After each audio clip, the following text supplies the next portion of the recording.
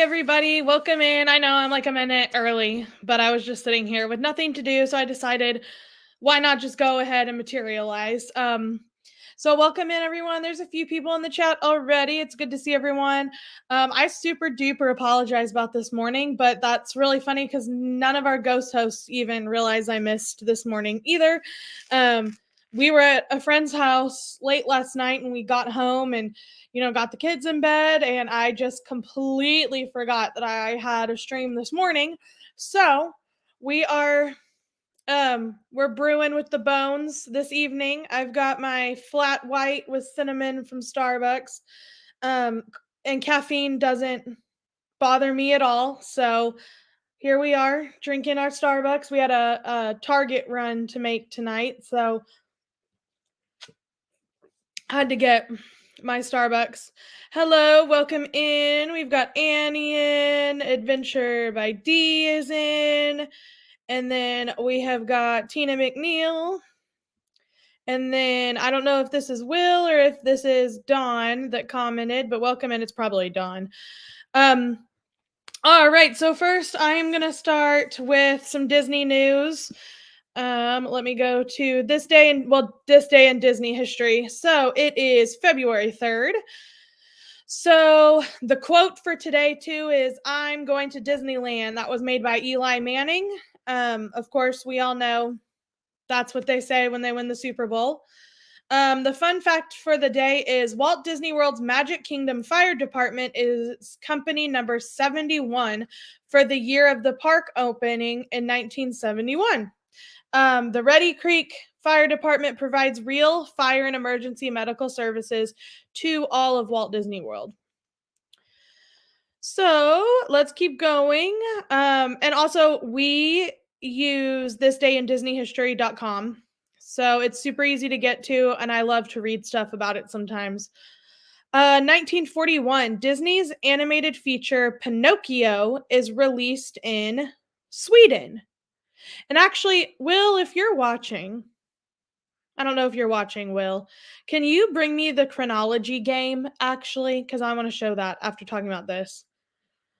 In 1945, Disney's ninth feature film, The Three Caballeros, featuring 4 short animated films, is released in the US.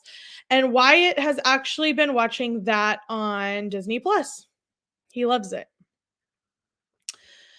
Let's see what else there is. All right, in 1977, on this day's episode of The New Mickey Mouse Club, Mickey Mouse's life story is traced from Steamboat Willie to his role as a leader of the club.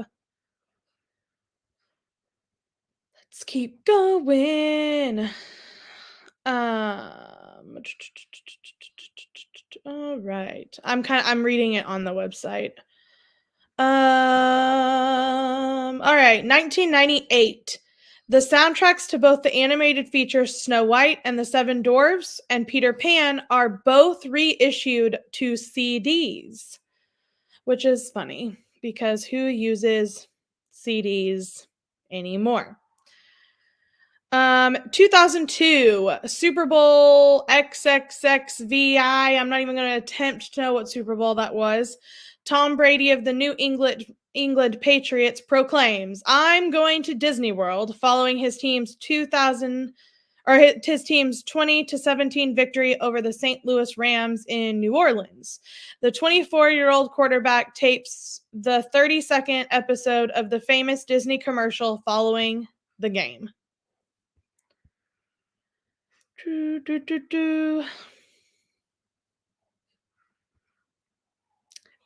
to read this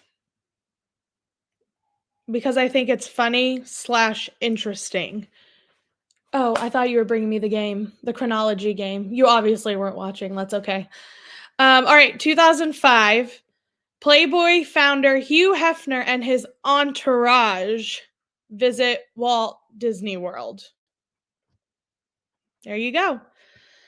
Let's hit 2008. New York Giants quarterback Eli Manning declares, "I'm going to Disneyland," following his team's dramatic 17-14 win over the New England Patriots at Super Bowl XL Again, I'm not going to attempt to know what number that is. In 2011, Pixar Animation Studios celebrates its 25th anniversary. So that was 2011. All right, let's go down to the bottom. 2020 Super Bowl MVP Patrick Mahomes takes part in a special Magic Kingdom parade at Disney World to celebrate his team's win the day before. And that is it. So we are caught up on Disney history. Okay, you're in as yourself. I don't care who you're in as. All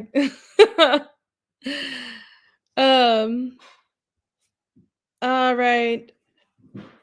Who else is in? I wonder how many shirts Disney sold that day for people that needed to cover up. Yeah. You know what's funny? Will and I went to Disneyland a while back. I think it was 2017 is the first time we went. And it was funny because I was expecting to see a lot of celebrities because you just know that's where celebrities go. I mean, the Kardashians are there all the time. And it's super funny because we were walking down Main Street and I looked at Will and I said, "Oh my gosh, I know you're not going to know who this is, but that is totally Holly Madison, a former Playboy bunny." And my sweet husband had no idea who that was, so good for him. But she's the only one I saw at Disneyland famous or that I recognized while we were there. So that is funny. Okay, I'm going to show you guys something that I got for Will for Christmas, and it arrived kind of late. It just kept being back ordered and back ordered and back ordered. But this game is super fun. There's a Disney. This is the Disney version, obviously, but there's also just a United States history version of this game as well. And we played this with some friends last night, and it was actually really fun. And so it reminded me of this day in Disney history. Okay, so it's called Disney Chronology. And basically you have to know Disney history to be able to play this game. So I thought that it would be fun to kind of go over this. So all it is this box of cards. I think it said there's 300 cards in here, I think is how many there are. There's 300 cards in here. And how you start is everyone at the table, I think it goes up to 6 players. 2+ can play. And so how you start is every single person draws one card and they look at it. So this one says the animated feature Robin Hood is released during Disney's golden anniversary. That was November of 1973. So this is what all the cards look like. And this is your card that you do your timeline with. So everyone starts with one card, and this starts your timeline. So if I was playing with Will, I would then read the card to him and say, Jake and the Neverland Pirates debuts, and is the first show to air on Disney Junior. He would have to guess where it fits in on his timeline. Now, of course, the first couple are really easy, just because it's it starts at 1923. It starts before Walt Disney is even a company, before Disney is even a company, and goes till, I think, 2023, January, somewhere like that. And then Will would have to say, oh, okay, this card fits right here in my stack. And so you are building a timeline. And so then he would read one to me that says, Lilo and Stitch debuts, where an alien is saved by Ohana, a Hawaiian tradition of family, June 2002. And then I'd have to figure out where it goes in my timeline.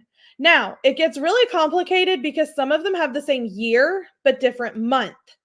And so you've got to make sure you know where it fits in month-wise too. And a lot of them have the same month and day. So then it doesn't really matter where it goes by the other month and date. So it's super fun. Disney Chronology. I mean, there's some in here that are who even knew that was a thing? And it's from everything. It's from like High School Musical is on here, which it says High School Musical 2 premieres as the highest rated Disney Channel movie of all time in 2007. And so that is a super fun game. Now there's like a normal version of it for like non-Disney people, but again, super fun. Will and I have enjoyed it playing this game a lot. I got it on Amazon. I think it was like, I don't even know, $18.99, something like that. No, Tina, I do remember the Disney version of Trivial Pursuit as well. But I think my grandma had it, honestly, because my grandma is really, really big into like the old school Mickey and Minnie stuff. It's not like she's a Disney World or Disneyland fan. She just really likes Mickey Mouse and Minnie Mouse and the Fab Five. And so I should probably do a stream one day about all the super old toys that she gave us over the years. It's really cool. So that game is super fun. It's Disney edition of Chronology. It's one of the 100th anniversary games. Super, super fun. So Will actually thought about maybe live streaming it. No, Tina, you're not old. I'm just saying I'm pretty sure my grandma had it because she loves just Mickey and Minnie.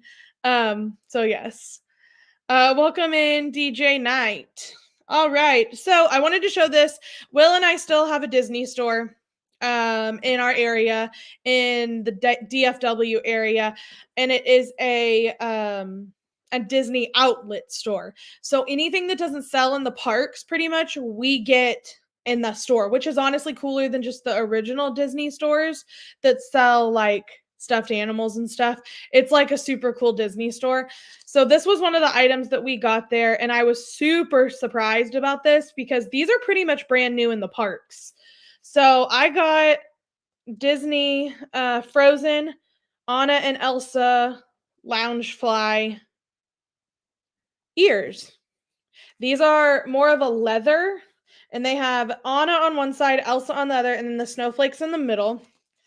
These were originally, I don't know if it has the original. Okay, they were originally $44.99. I got them for $19.98. And now that I'm looking at it, I know why. I have not noticed that. There's a tiny, tiny, tiny little hole right there on the ears. But honestly, I've had these over a week and I never noticed that until right now. So I don't care. Honestly, they were originally $44.99, which is $45. I got them for $19.98. So it looks like that's where they may have put a tag in it and then realized that wasn't a good idea. And so they sold them at the Disney outlet. So super cool ears. I'm excited to wear those. We also got a pin from there, from the Disney store, from the Food and Wine Fest from 2023. And we were actually there for that. So we picked up that pin. It was super cheap too. It's on our pin board. All right, let's do some breaking Disney news that just came in. Some of you have probably already heard. I'm sure if Mike Wheeler was on, he would know. Breaking news from Walt Disney World Magic Kingdom tonight. Water testing has now begun at Tiana's Bayou Adventure in Magic Kingdom.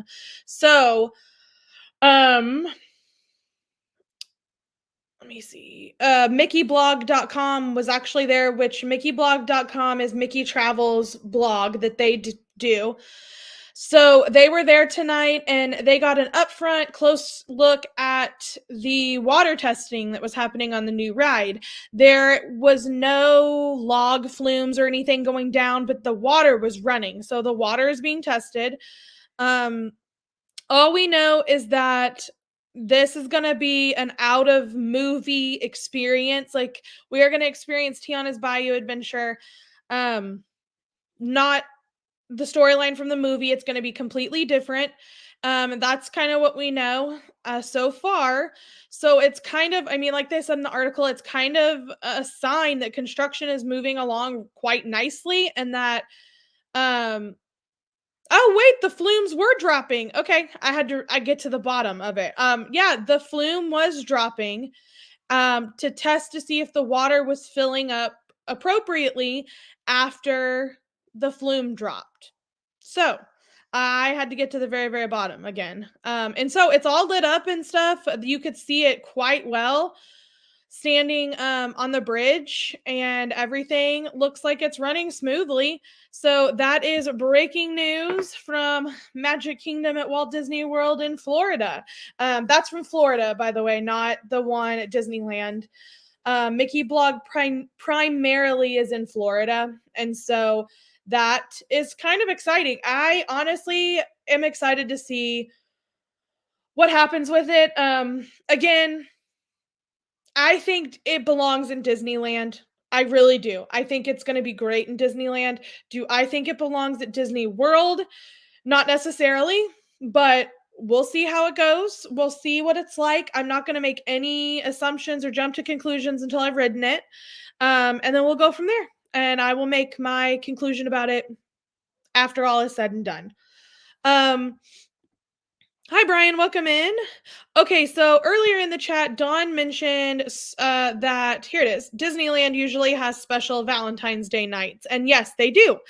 So I am going to share my screen for a little bit, and I'm going to show you what that looks like. So this is at Disneyland Resort in California. This is not at Disney World, and it's called Disneyland After Dark. And we know that there's Disney World After Dark and like after hour events. I think they're called after hour events at Disney World, but Disneyland, they're called After Dark, and there's several of them. And so this one attend a festive evening event that includes Disneyland Park after hours park admission featuring themed entertainment, characters, attraction, and more. So right now there's still tickets available for Disney Channel Night, which is right here. Join us for a celebration of iconic Disney Channel TV shows and characters, March 5th and 7th, 2024. But Disneyland After Dark Sweetheart Nights is sold out. But I'll go ahead and go in here and kind of show you a little bit about that. Sweetheart Night, select nights from January 23rd through February 14th at Disneyland. A valid park ticket and reservation are required for this event. Not reservation, just a valid park ticket for after hours. So, basically, love is in the air, guys. There's special entertainment, rare characters, specialty food, beverages, shorter attraction wait times. It's at Disneyland January 23rd, 25th, and 30th, and then February 1st, 6th, 8th, 12th, and 14th. It's from 9 p.m. to 1 a.m. Ticket prices start at $139. So I'm assuming they'll start at $139, and then the closer into Valentine's Day it gets, they'll probably go up a lot more. You can get in as early as 6 p.m., so that's 3 hours before it actually starts. Parking fees are not included in the ticket. So you can see here there's entertainment, characters. It looks like a fun castle show, themed photos, dress your magical best, sweet keepsake, stuff like that. So that is super fun. Again, it is sold out for this year, but I think that it looks super, super fun. I'd love to do it at some point and see kind of what it's about. I've never done a Disneyland After Dark event. There's Star Wars. Disney Channel Night is new. And then this one. And so I know that generally the Walt Disney World ones are super fun. And so I'm sure the Sweetheart Night will be nothing but fun and glamorous. All right. So with Valentine's Day coming around, I am going to add this. Okay. We are going to talk about For the Love of Disney. So cute. And we are the Hitchhiking Bones. We have a lot of new subscribers and followers. So make sure to like this video, share it out with your friends. We go live every Tuesday, and then I try to do Saturday streams once a month, once every couple months, depending on my time. So we are going to dive into the love of Disney. We are going to talk about some the most romantic slash loving moments in Disney history that I think. Obviously, there's probably more that you think. And so if you can think of anything else, or if one of these matches, what you feel, then let us know. All right. Up. So Up is about Carl and Ellie, and it's probably one of the most romantic but also heartbreaking moments in Disney history. Um, this movie shows a very happily marriage between Ellie and Carl, but it also shows his life after his loss of Ellie, his wife, and it shows him trying to bounce back from that. And so he meets a cute little boy named Russell. And so I think not only in this movie do we see like a romantic kind of love, but we see a love form between this elderly man and this young boy that comes to his house. And Carl realizes, like, I'm alone, and he finally accepts Russell and goes along on this adventure with him. And now I've only seen Up once, and it was like basically when it came out, and so my mind is like super rusty about all of it. But I think it's one of those Disney moments that like makes us happy but sad at the same time. And that's the beauty of Disney, is that it brings out true emotions, and like we can connect to what's going on in these movies. And I think about, Will and I both have elderly people in our lives who aren't necessarily our grandparents biologically, but who have kind of taken us on as their adopted grandkids. And so I think about, Russell and Carl and how close that they grow and their relationship that they form. I know. Disney is like full of heartbreaking moments. Okay. So the next one is Tangled, which is by far one of my top 5 favorite Disney movies of all time is Tangled. We see Flynn and Rapunzel kind of fall in love unexpectedly and accidentally. They run into each other. So by example of a mother and father's love, I'm not talking about Mother Gothel, although I think she did love Rapunzel, or came to love Rapunzel, but for really selfish reasons. I think it was more so like a really like, I'm gonna love her because I need to have her in my life kind of thing. But I'm talking about her mother and father, who, the king and queen, never stopped fighting to find their child. And that is like a true, honest to goodness love that parents have for their kids. And then we also see a romantic love form between Flynn and Rapunzel. And I feel like it's also a really good message of like second chances, despite everything that he did in his past. Rapunzel didn't know any of that. She grew to love him as him, and then found out later on, oh, he's done all these things. And so I think it's a really good message of that mother father love, that familial love, and then that romantic love between Flynn and Rapunzel. And then Princess and the Frog, which again is easily one of my favorite movies. There's a lot of different love stories in this. Tiana and Prince Naveen is obviously like the main love story that we kind of see. And again, we see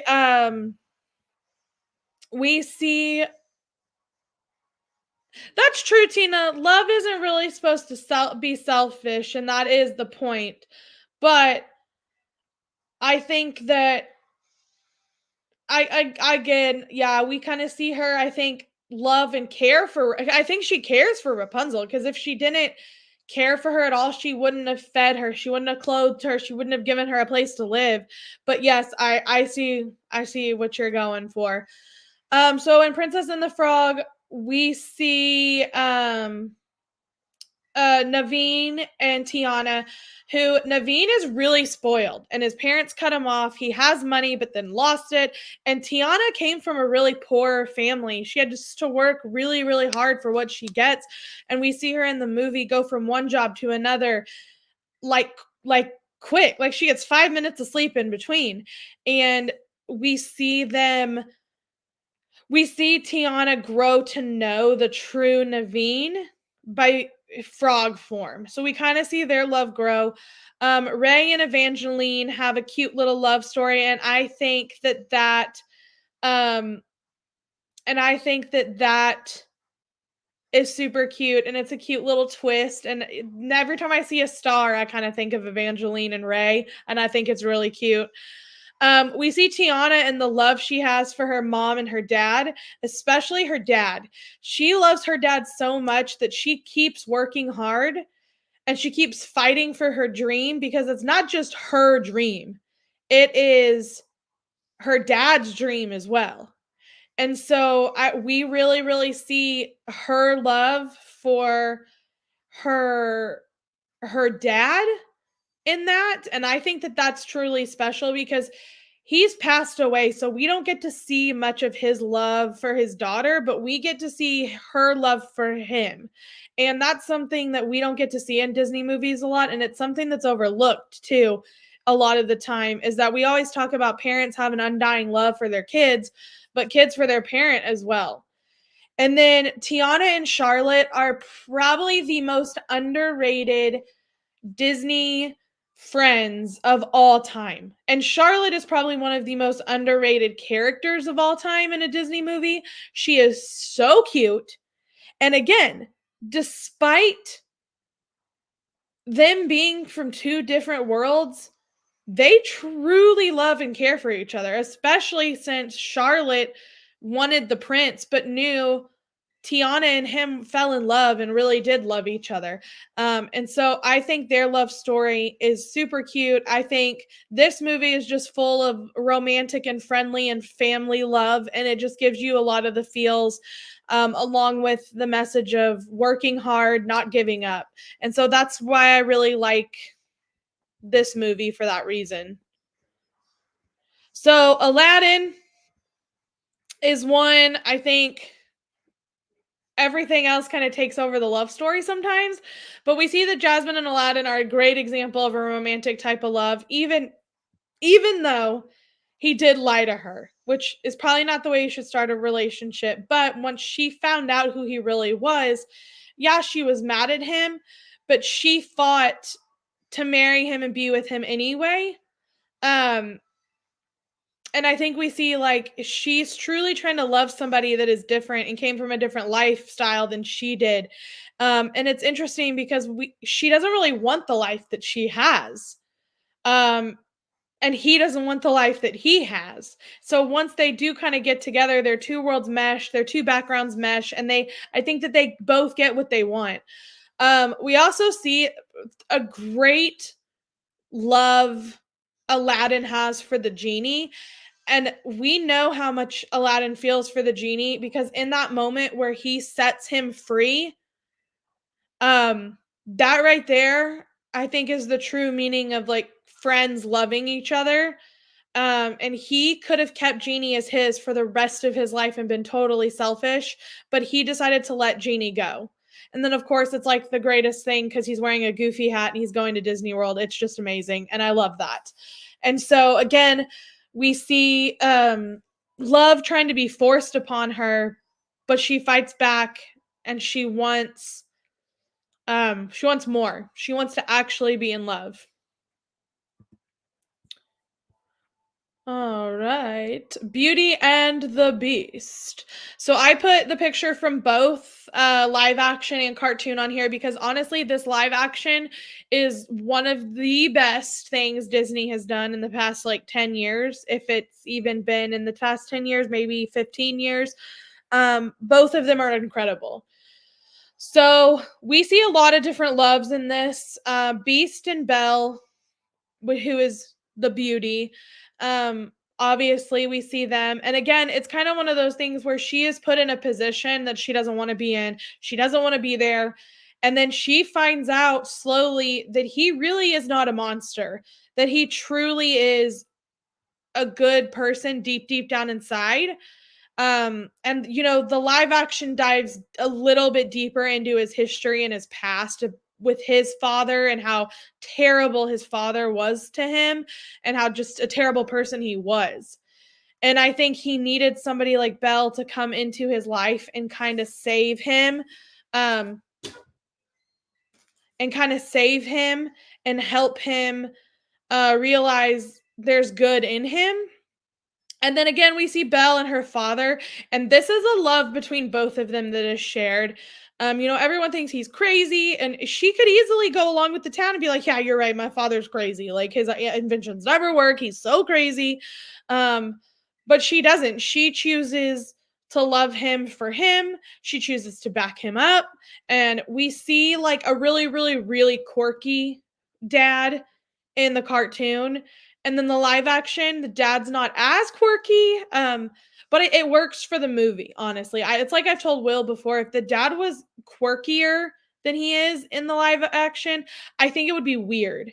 But we see like she truly loves her father, and so much so that she gives her own life for him to be free. And so again, that's one of those, we see a lot about parents sacrificing for their kids, but this one is more so about a daughter sacrificing for her dad. And then this is one that I thought of based on the live action. The household objects like Lumiere, Cogsworth, Mrs. Potts, all of those characters, they love the beast. They truly do. They care for him. They stick by him, and this is made more known in the live action than it is in the cartoon. When Belle specifically asks Mrs. Potts in the live action, like basically, why are you still here? Why do you stick around? Why do you care for him?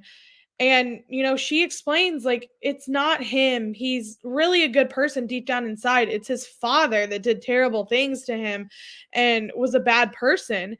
And we see them truly, honestly try to do what's best for him.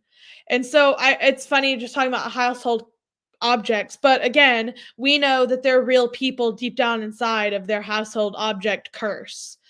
So I think both of these movies are fantastic. The live action version, and if you have not seen the live action version, this one is probably the best one Disney's ever done.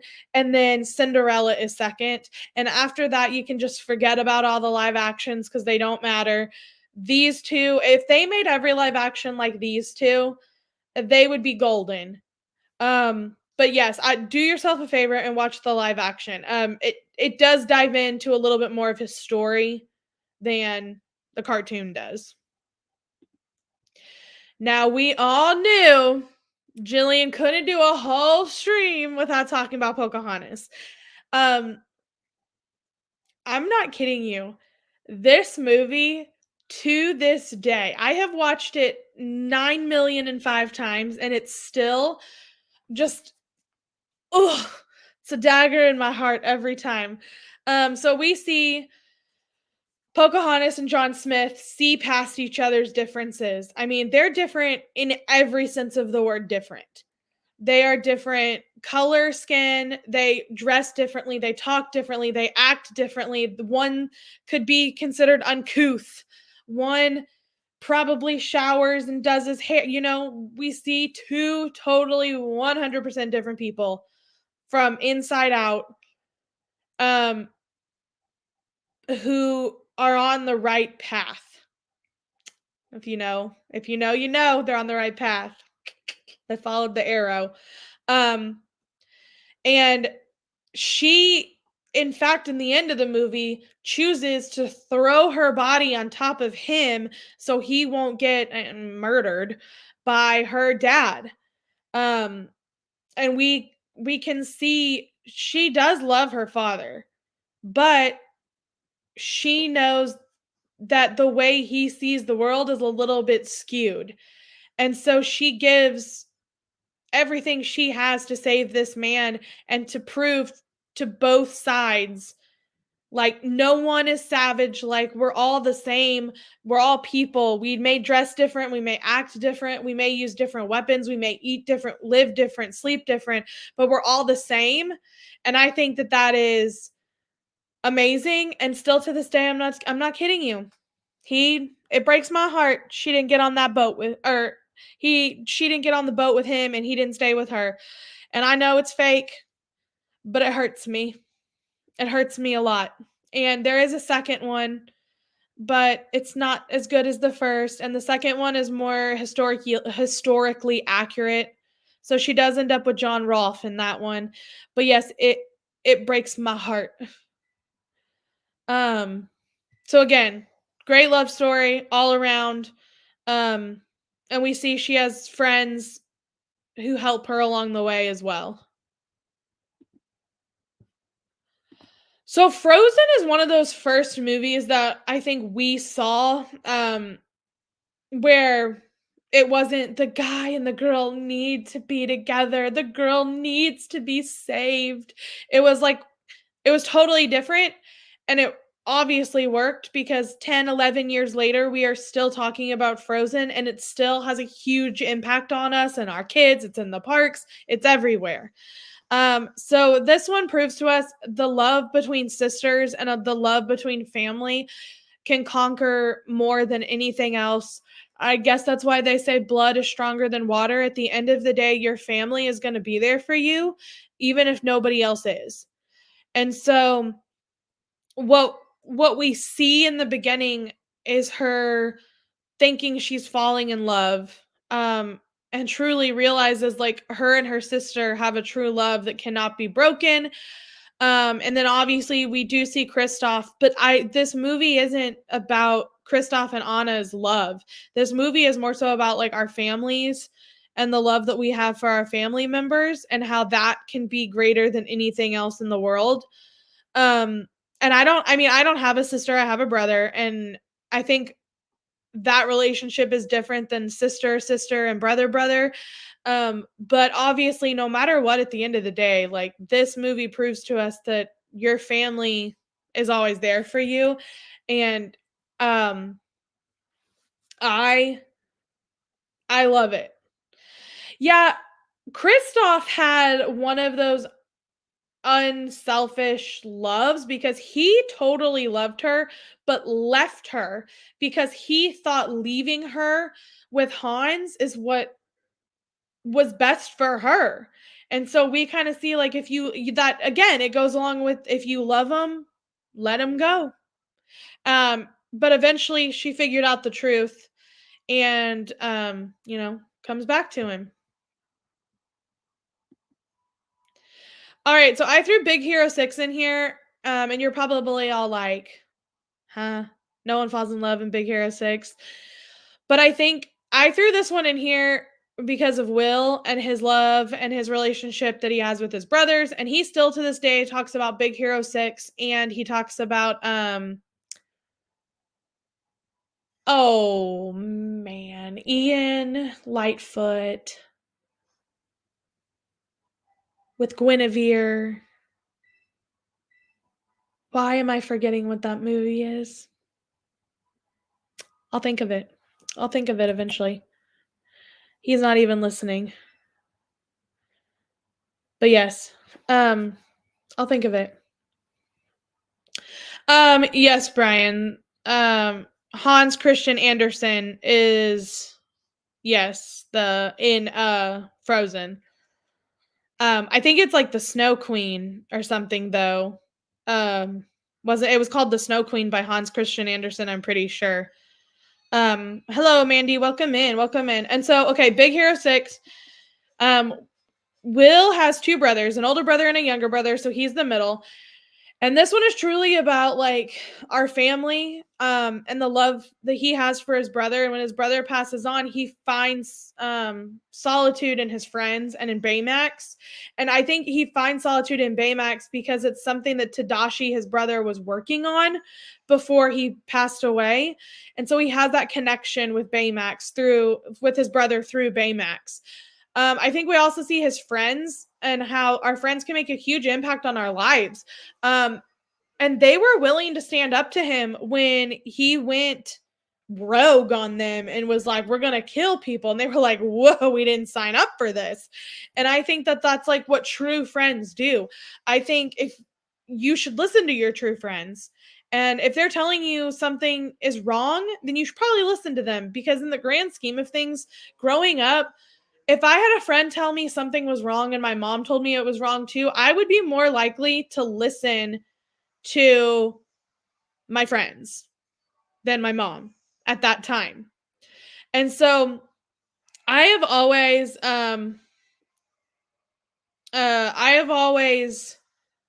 uh liked Will's connection to Big Hero 6 and the way he looks at it. And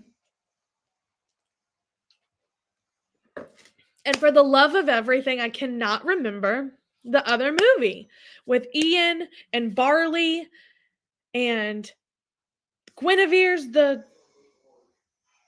and there's why can't I think of it? I don't know. Like, Onward. I knew it was just one word. Onward. Onward is another one of like that true brotherly love, because in the very end we see Ian realizes what he wanted to do with his dad all that time, he did with his brother, and his brother was there for him. Yes. Okay, so Dawn and everyone in the chat, if you do not watch on Disney Plus Behind the Attraction, so good. The second season, I believe it's the second season, talked about Frozen. And the concept art was atrocious. The original concept art was so bad, by the way. So bad. Concept art for it was bad, but yes, they scrapped it because it was terrible. And I'm pretty sure wasn't it Let It Go almost didn't make it into the movie. I'm pretty sure it was Let It Go almost didn't make it into the movie. It was either that or Love is an Open Door. I can't remember which one. But they talked about how the Frozen ride at Epcot, they were in production of that before the movie even released. And I just thought that was crazy. Crazy. Okay, Brian, Onward is actually really good. I did not like it the first time I watched it. I didn't get it at all. But the second time I watched it, I really, really, really enjoyed it. I really enjoyed everything about it. I think it's really good. And so I would watch Onward again. I really like it. So yes, Onward, Big Hero 6. I went off there. All right, so Moana, and this one is one that's like really I'm going to say it. I don't personally love the movie Moana. Do I like it? 5 out of 10. Maybe a 6 out of 10. I think it got more annoying the longer it was a thing. I'm so sick and tired of hearing You're Welcome. I am so sick and tired of hearing I am Moana. I don't like it. I just, it's my personal opinion. I'm just not a huge fan of it. It's not something that I would just, let's watch Moana. No. But the great thing about this story is that relationship that Moana has with her grandmother. And that is something that if you do not have a relationship with your grandparents, my heart seriously breaks for you. And it breaks for those of you who didn't know your grandparents or lost your grandparents early in life, because I really, really, really, I lived most of up until this point, I'm 32. I had not lost a grandparent. I lost my first grandparent when I was a junior in college, which would have been 2013, I think. Maybe the start of 2014. No, it would have been 2013. 2013 was the first time in my life that I lost a grandparent. And so I had lived so long with all four of my grandparents, my original biological grandparents. And I can totally see that relationship Moana and her grandmother have, because I feel like that was my nana. And I lost my nana and pops during COVID, around just within months of each other. Um, I was my nana had me and my brother as her grandkids, and that was it. And I seriously, like, I could run to her for anything and she would let me do it, or she would help me, or she would, talk me off a ledge, or she was always there. And so we see, like, Moana's grandmother truly tries to help her and knows that, like, Moana can save us. Like, Moana's the answer.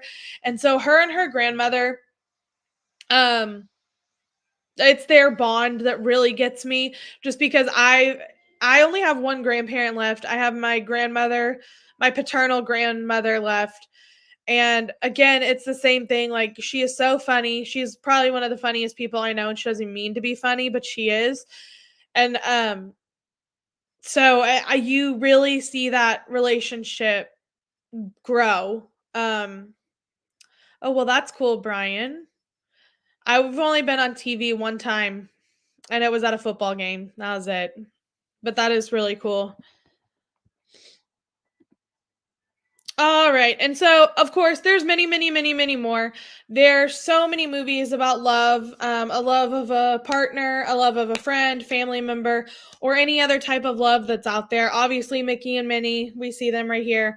There's so many different kinds of loves out there, and movies about love. And of course, we could all say Cinderella, Sleeping Beauty, Snow White, but I didn't want to do like the obvious ones. I kind of wanted to go off. And, we even see it in Cars. Like, it's like we see Mater, call Lightning his best friend. We see, and we love our best friends. We love our friends. And so you can say so many more movies out there. Even in the Star Wars universe, even in everything else. Okay, yes, Moana was one of those movies. Okay, one of my really good friends actually was born and raised in Hawaii. And so Will really enjoyed the film more than I did, and he still really, really likes Moana. But we both agreed that the shiny part and Tomatoa was so weird. Like, we didn't understand it. So I think, like, we went to go see it on the weekend, and I went to work on Monday or whatever, and I asked my friend Monique, who's from Hawaii. I told her, I was like, okay, I know you're like Hawaiian and you're kind of that culture. Like, what do you think of the movie? And she was like, oh my gosh, it was so good. And I was like, okay, well, why do you feel that way? And she was like, well, those were all stories and legends I heard as a child growing up. And I was like, what? I was like, what story and legend? Like, there was really a Tafiti and a heart of Tafiti, and she was like, yes. And she was like, we heard the story of Tamatoa growing up as kids. Like, that was one of those stories that they told us, like, passed down from like generations. And so I think after hearing her talk about it, I appreciated the fact that Disney doesn't cut corners when it comes to research. I will tell you that. And they do that with every movie. And so that was pretty cool to hear that.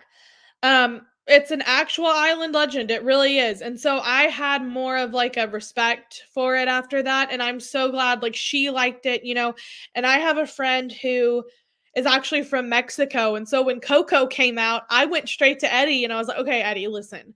I was like, I really want to know what you thought about this movie. And he was like, "Oh my gosh, I loved it." He was like, "Everything about Coco is exactly what Mexico is and how we grew up." And he said music is a part of our culture, and like the zapatos, which are shoes. He was like, everything was so spot on. And so I will give Disney that. They spare no expense when they do research for a movie. I will give them that. And so again, let us know, what are your favorite love stories and love moments in a Disney movie. It could even be Walt and Lillian's love story. It could be Walt and his daughters story. And so just let us know what you think. Please make sure to like this video. And if you're watching on replay, let us know what you think too.